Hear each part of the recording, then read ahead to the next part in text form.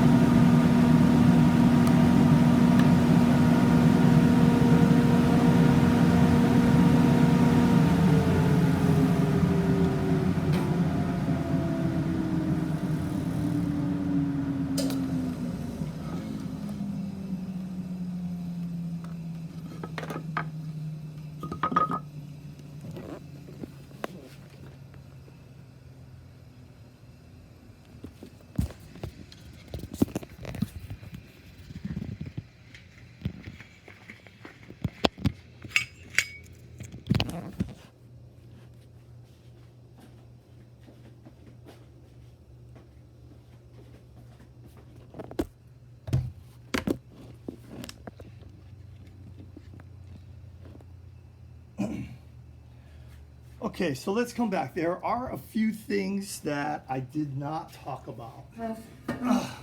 So, you saw the first pass anyway. It went really, really slow. And, oh, by the way, it's the bit that I use, 1/8 inch spiral upcut bit. And I go really, really slow on the first. It's only 1/8 of an inch, so it's a very delicate bit, 1/4 inch shaft. But you saw the last pass. The last pass went by nice and clean. So, 1/8 inch spiral upcut, so we pull out all of the extra. I can't even think right now. I didn't even have my coffee today. All right. Anyway, a couple things that I did not mention. There is one side of this that once I glued the heel stack on, I try to glue it on square. I'm not really concerned about squaring this off. Why? Because most of this is going to come off. It's going to be a mortise and tenon, and the mortise or the shoulders are gonna be what makes it square anyway.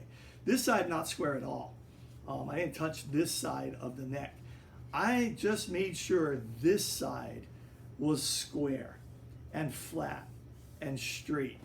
It doesn't even have to be 90 degrees. It could be really a little bit off, because this is going to determine where the mortise and tenon is. We're talking about the carbon fiber rod, because this is going to center on the mortise and tenon jig. So once again, this side is all planed off, and you can see, well, I'm going to show you right here. You can see right here, where is it? This side is planed, this side not as high.